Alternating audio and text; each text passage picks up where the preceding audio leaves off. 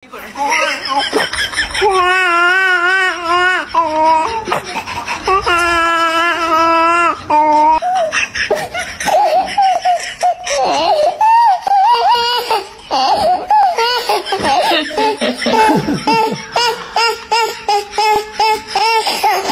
nangis versi baru, guys. Air hujan yang turun di kawasan ini tidak dialirkan keluar, tapi dimasukkan ke dalam tanah. Di mana air hujan yang jatuh di kawasan kita jangan dikirim keluar halaman rumah, tapi siapkan lubang-lubang di dalam rumah, di perkantoran. Kalau ini kita lakukan, maka kita tidak menyumbang air keluar. Jadi kalau ada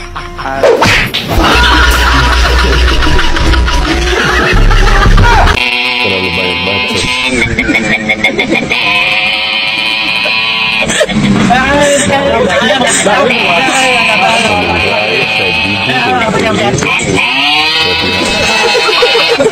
Misalnya sekarang Allah belum memberikan kepada dia tugas sebagai presiden karena Anies ditunggu di dunia internasional.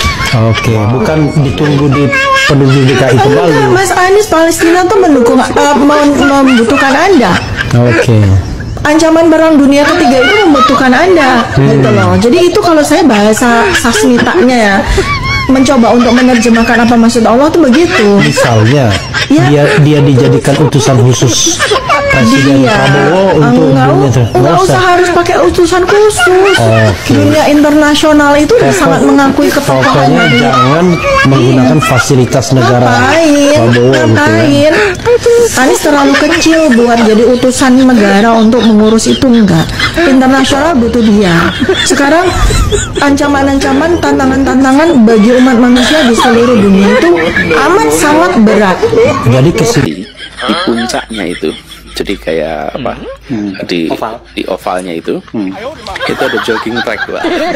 Jogging track tertinggi di Indonesia mungkin. Jadi jogging track di atas atap stadion. Lebarnya kira-kira saya nggak pernah tahu. Saya banyak membaca 5 meter. Lebarnya 5 meter. Mengelilingi stadion, dan itu nanti jogging sambil lihat keindahan tepi pantai Jakarta, keindahan Jakarta dari atas stadion. Jadi itu mungkin akan jadi jogging track tertinggi yang ada di Indonesia. Dan biasanya jogging track unik sekali. Jadi ada tangga nanti ke sana. Ada tangga ke sana. Dan kalau udah berada di tempat itu sekarang saja, itu terasa it is a mega structure. It is a mega structure. Kalau udah lihat itu besar ya, mega structure itu. Bisa kapasitas penuh nanti orang, artinya 1000 orang berlari di atas itu nggak apa? Bisa, karena itu kuat. Memang itu kuat. Kuat dan orang bisa lari di situ. Itu ada kapasitasnya, saya lupa berapa jumlahnya, itu ada kapasitas, tapi bisa dan memang kokoh. Air yang jatuh di rumah kita jangan dialirkan keluar. Kalau kita alirkan keluar, namanya kita nyumbang air ke masyarakat. Yang kasihan yang di ujung jalan tuh, nanti rumahnya paling pendek, itu paling kena banjir. Jadi tiap rumah tahan airnya di rumah Anda. Zero run off, nggak dikeluarin. Dengan cara apa? Bangun di situ sumur resapan, sehingga air hujan yang jatuh ke atap itu tidak dialirkan lewat talang keluar, tapi alirkanlah ke lahan Anda sendiri. Maka kita tidak menyumbang air ke tetangga. Kalau tidak menyiapkan penampungan, buat lubang aja. Itu yang kita biasa menyebut vertical drainage. Air itu ditampung sehingga tidak mengalir. Simple. Cek yuk rumah kita. Apakah kita termasuk penyumbang air keluar atau tidak? Kalau termasuk, yuk kita berhentikan itu. Yuk kita bikin lubang sehingga kita termasuk, kalaupun ada banjir kita bisa bilang gini, kami tidak termasuk bagian yang nyumbang air untuk banjir. Ini idenya Anies ini benar-benar gila dan tidak masuk akal ya. Masa air hujan itu dia bilang tidak boleh disumbangkan keluar. Memangnya air hujan ini turun di atas ini rumah-rumah warga. Terus yang di jalanan itu gimana sih, Nis? Gimana sih cara kamu berpikir? Kamu nih mau mencoba untuk menghibulin rakyat ya, atau gimana sih? Terus kamu suruh di depan rumah itu buat lubang-lubang. Emang berapa besar sih tanah-tanah atau luas tanah yang ada di Jakarta atau bagi warga yang bangun rumah? Paling cuma 100 meter. Itu pun halamannya tidak ada, pas cuman buat parkir mobil. Nah kalau dibuat lubang lagi, ya itu kayak lubang untuk apa itu? Untuk lubang terakhir, ya. Idenya tuh yang masuk di akal lah, Nis. Kamu nih ngomong kok apa ya? Mulut manis, ngomongnya ngalur ngidul, nggak jelas. Pantasan aja orang nggak milih kamu jadi presiden. Oh iya, saya lupa teman-teman. Ternyata dia mau disiapkan untuk di dunia internasional. Lupa saya. Ya, memang dia dipersiapkan karena menurut Dokter Tifa tadi dia sangat ditunggu di Palestina. Itu sangat membutuhkan kehadiran Anies Baswedan. Nah biasanya orang-orang yang sering memuji seseorang itu tuh dia tuh ada maunya. Pasti dia suka. Jangan-jangan Dokter Tifa ini suka sama Anies Baswedan ya? Amit-amit dah. Saya suruh fraksi saya. Coba sih pingin tahu reaksinya. Bu Mega, suwe-suwe ya, lama-lama aku ini denger no statement-statement jenengan itu enek. Nggih. Enek lah. Padahal selama ini begitu segannya saya kepada jenengan sebagai mantan presiden nggih. Semakin ke sini tapi rasa semakin ke sana. Empati itu rasanya wis perlahan-lahan hilang, Bu. Ya itu hak jenengan terserah gitu loh, tapi saya melihatnya malah wis gak ono simpati blas malahan gitu. Karena statement-statement jenengan itu sepertinya jenengan itu orang yang paling menguasai negeri ini. Hei Polri, ya toh, aku yang bikin kamu loh.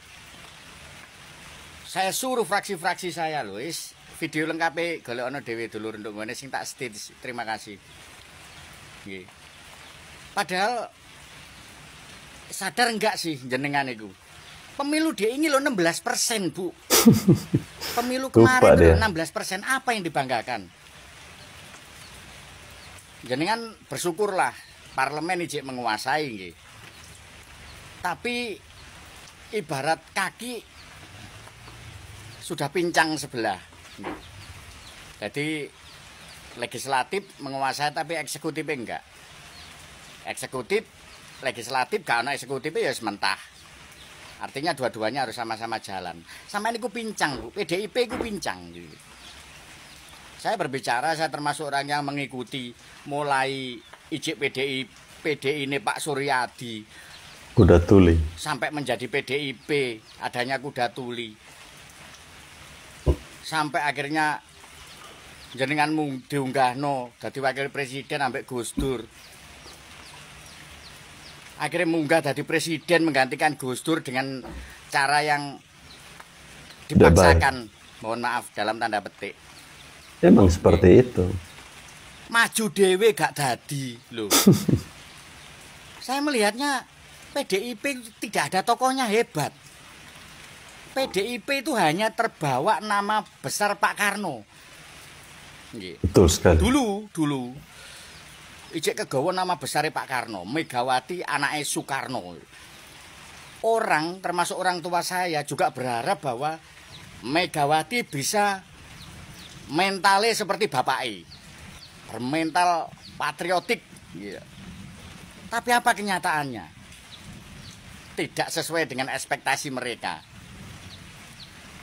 Khususnya wong tua aku dewi gitu loh. Tidak sesuai harapan. 3 tahun menjabat. Oke lah, mek 3 tahun terlalu singkat. Berikutnya nyalon ora dadi. Baru muncul Pak Jokowi 2 periode. Ngene ijek berkelit bahwa Jokowi gak ono PDI iso apa gitu. Itu sebenarnya orang sudah pada tahu PDI gak ono Pak Jokowi.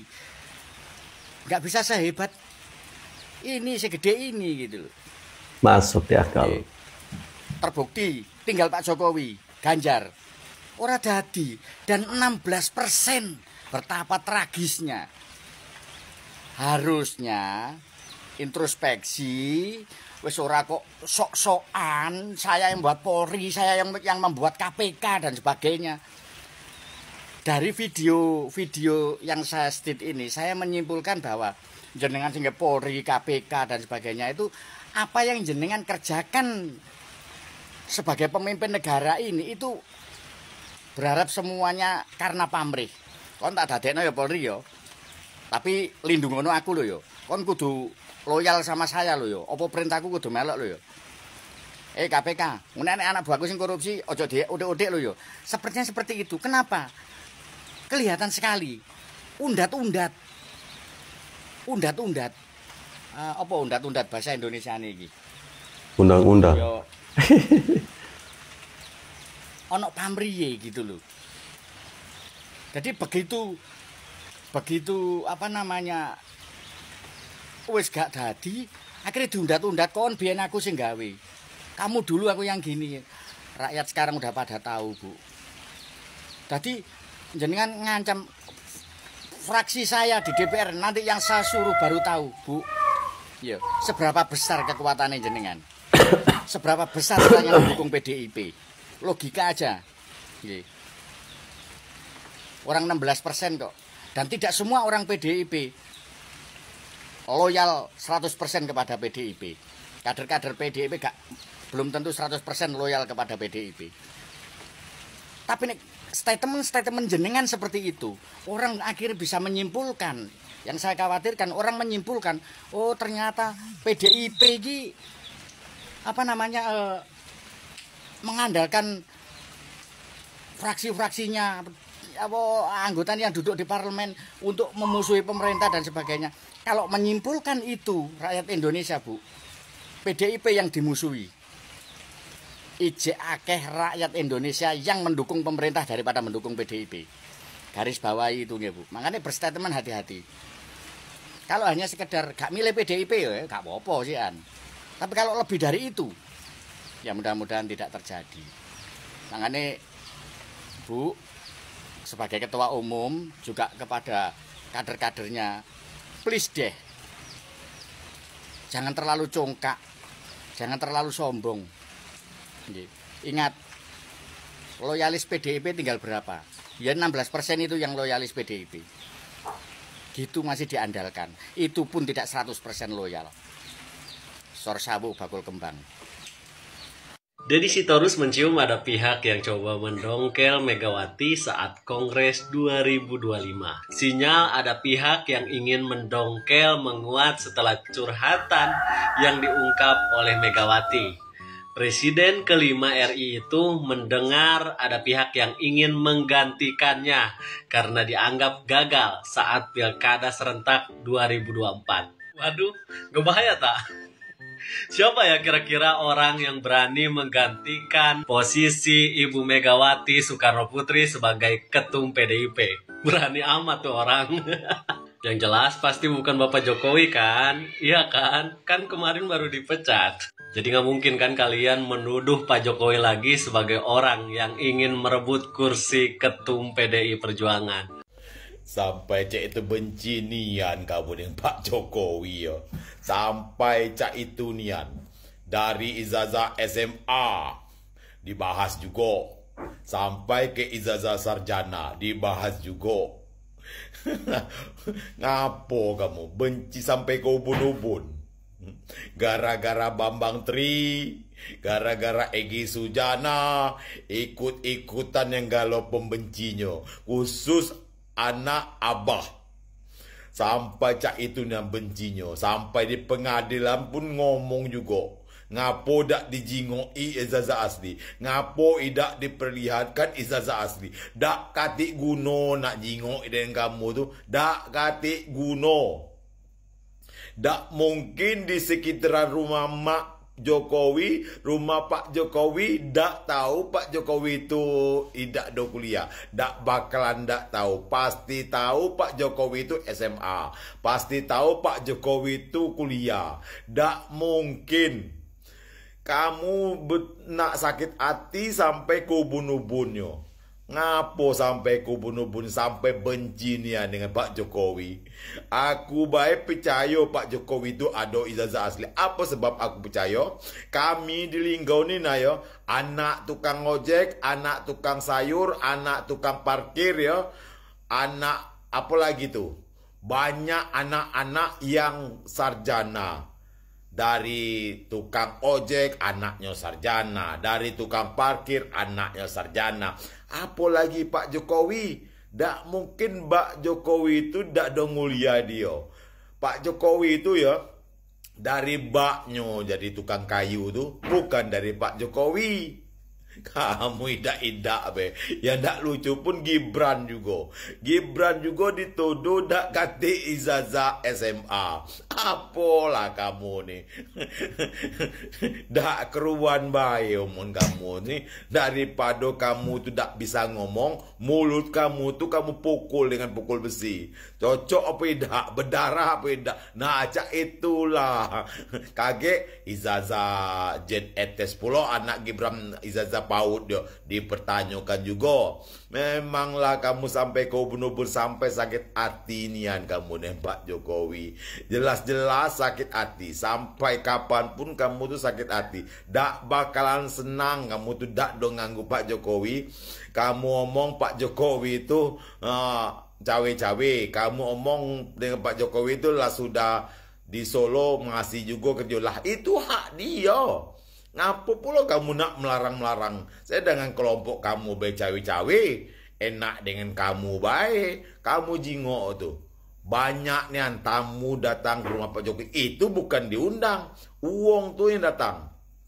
Seluruh kepala daerah datang ke situ tuh. Bukan Pak Jokowi yang ngundang. Kalau kamu tidak, kamu mengedit foto, segala foto-foto lama, kamu posting. Foto abahmu yang lama, kamu posting, kamu edit. Tidak baik. Foto yang bertemu dengan wong Eropa tahun-tahun yang dulu, masih juga diposting. Kamu yolah ngomong tuh dak keruan, memang posting dak keruan kamu. Kamu ngomong emas tetaplah emas. Yang emas tuh bukan abah kamu. Yang emas tuh Pak Jokowi. Paham kamu? Kamu ngomong Pak Jokowi takut dengan abahmu. Bukannya Pak Jokowi takut dengan abahmu. Abahmu yang takut dengan Pak Jokowi. Jangan memutarbalikkan kata. Kalau Pak Jokowi takut, tak bakalan memecat abahmu jadi menteri. Ngapo? Kamu tak senang abahmu dipecat jadi menteri. Kata kamu, abah kamu pintar. Itu hak kamu.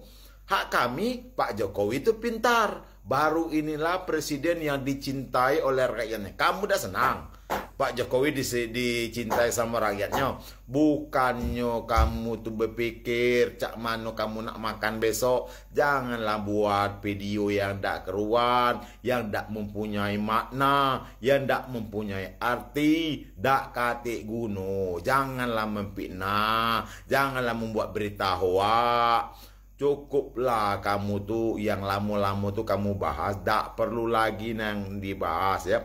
Tak perlu lagi dibahas. Doso yang bertambah. Doso. Sedikit memposting abahmu bagikan emas berlian. Yang emas berlian aku ngomong sekali lagi ya. Yang emas berlian tuh Pak Jokowi. Kamu selama ini apapun kinerja Pak Jokowi, kamu ngomong tak kati. Tapi kinerja abahmu membuat patung bambu sebulan 2 bulan langsung dihancuri. Membuat sumur resapan di jalan belum uang banyak jeblos ke dalam sumur itu. Mobil banyak jeblos ke dalam sumur itu. Apalagi kamu ngomong itu pintar. Nama rumah sakit pun diganti dengan rumah sehat. Kamu ngomong itu pintar. Nama jalan dirubah. Kamu ngomong itu pintar. Sudahlah, jangan lagi kamu tuh membuat cak itu. Yang jelas Pak Jokowi itu presiden hebat. Paham kamu? Salam dari wong gitu kado. Ya, menanggapi terkait dengan orang-orang yang masih mempertanyakan ijazahnya Bapak Jokowi ya. Itu karena diakibatkan tidak ada lagi celah bagi mereka untuk mencari kesalahan Bapak Jokowi. Mau cari tentang korupsi juga tidak ketemu, ya. Mau cari tentang suap menyuap juga tidak ketemu. Akhirnya apa? ijazahnya Bapak Jokowi mereka persoalkan. Menurut mereka itu palsu, tapi mereka sendiri tidak bisa membuktikan itu ijazah palsu atau asli. Ya, saya takutnya nanti ketika Bapak Jokowi menunjukkan ijazahnya yang asli, kemudian mereka komplain lagi. Wah, ini penulisannya ini tidak bagus ini nih. Berarti ini tidak asli ini nih. Yang asli itu hurufnya harus seperti ini. Takutnya seperti itu.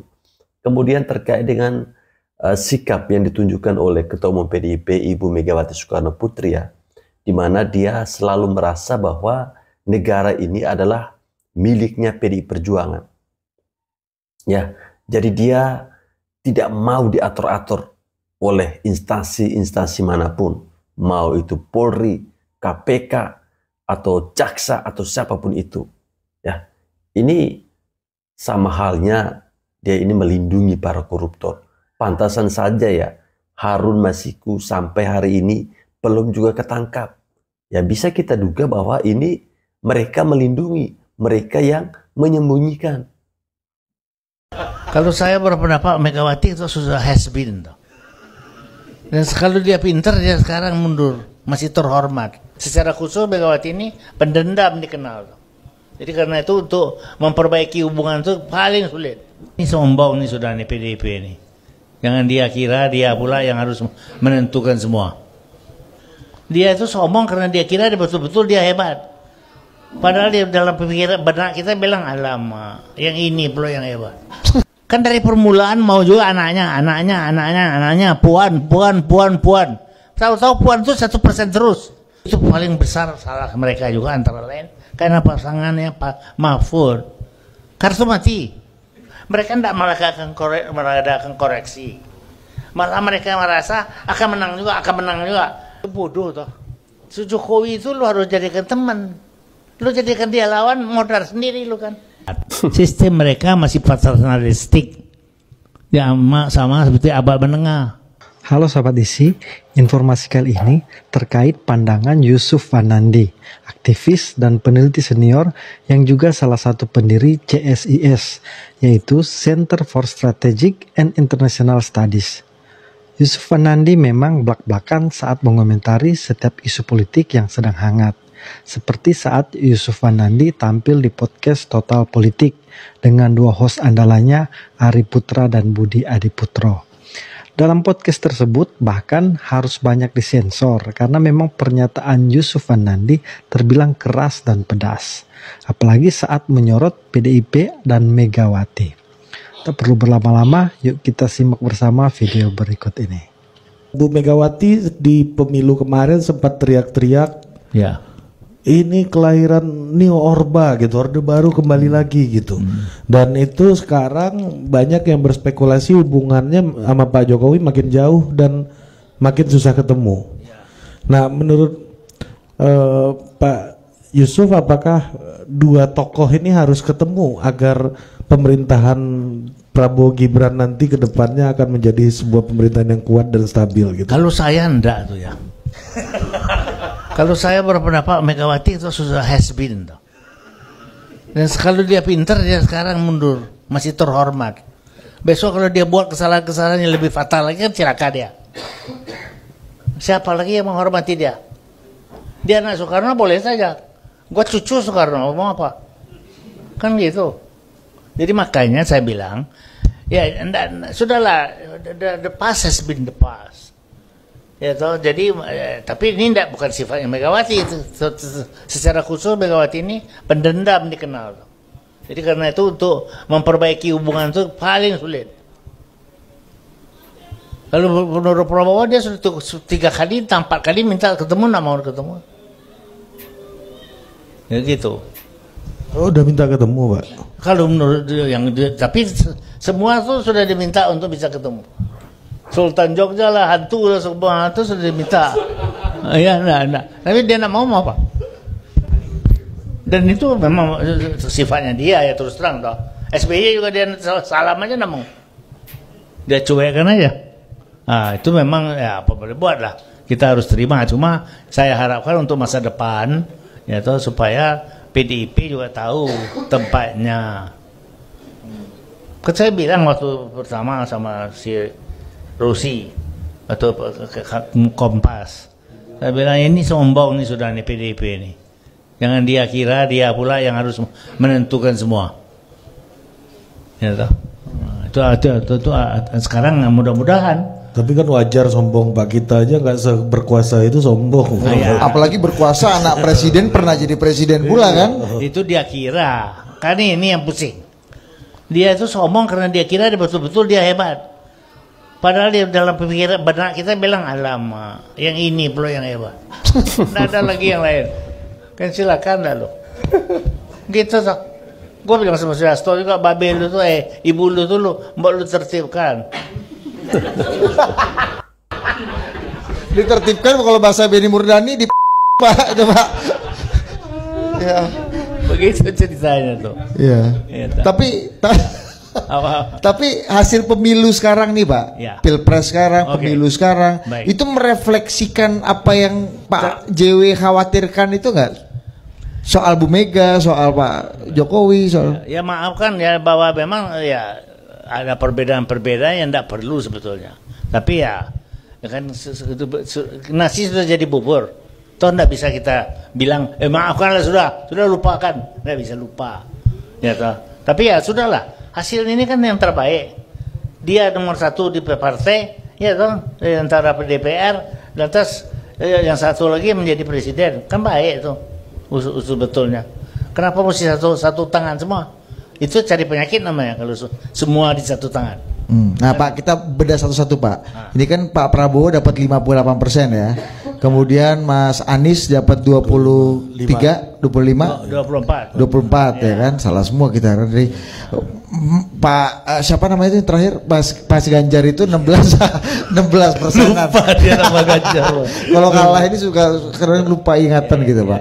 Nah, oke dari Ganjar dulu Pak. Ini Ganjar ini kan selama tahun 2022 kan survei-surveinya CSIS bahkan itu udah mengatakan Ganjar itu ada di 30-an% Pak, tinggi sekali. Nah Pak, banyak survei mengatakan bahwa sampai 33% sepanjang tahun 2022 sampai 2023 pertengahan, dan kemarin juga Sekjen PDI juga mengatakan ini survei-surveinya aja 33% gitu. Bahkan Sekjen PDI bilang menurut algoritmanya Ganjar Mahfud Pak, itu angkanya itu 33% Mas. Aduh, inilah penyakit mereka itu. Mereka itu gua juga bilang sama kita ngomong-ngomong tentu ya. Kan sama Sofyan kan tentu gua ngomong. Enggak ada urusan kenapa enggak ngomong meskipun gua pro sini dia pro sana. Jadi gua bilang gua punya survei mengatakan, dan ini gua bilang hasil dari orang yang gua paling percaya namanya Hasan Nasbi ini ya enggak. Itu yang paling benar itu cuma begini. Kalau dapat begini itu dari mana? Angkanya bahwa kita semua salah, dia yang paling benar. Yang benar aja. Gue bilang dari mana? Itu mulai itu kita cara-cara penghitungan yang pakai segala rumus ini, rumus itu, big data segala. Ya teman-teman, menanggapi terkait apa yang disampaikan oleh Bapak ini tentang Ketua Umum PDIP Megawati Soekarno Putri bahwa dia ini orangnya pendendam. Ya, saya bisa membenarkan ya. Kenapa begitu? Kalau kita melihat track record atau rekam jejak Ibu Megawati ini kan setiap pemilu ya, khususnya Pilpres, dia selalu punya satu musuh. Ya, kita hitung mulai dari Gus Dur, kemudian SBY, ya, lanjut ke Bapak Jokowi, ya, kemudian sekarang ada Mas Gibran, juga Bapak Prabowo Subianto.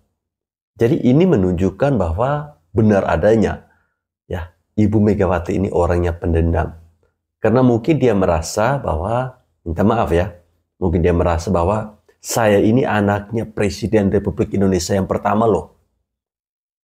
Dan saya ini pernah menjadi presiden loh. Saya ini pernah menjadi wakil presiden loh. Jadi kalian tidak boleh macam-macam dengan saya. Ya. Jadi Ibu Megawati menganggap bahwa negara ini adalah miliknya. Itu adalah pola pikir yang salah menurut saya. Ya. Zaman ini sudah berubah. Dunia ini sudah berubah, sudah semakin canggih. Ya, netizen kita sudah mulai pada cerdas. Jadi rubahlah cara berpikir kita, rubahlah cara lisan kita. Ya, jangan kita mempertahankan sesuatu yang jadul. Ini kalau kata anak-anak milenial bilang jadul, itu nggak dipakai lagi. Gimana respon teman-teman terkait dengan video-video yang saya tampilkan sepanjang kurang lebih 30 menit tadi? Silakan tulis di kolom komentar ya.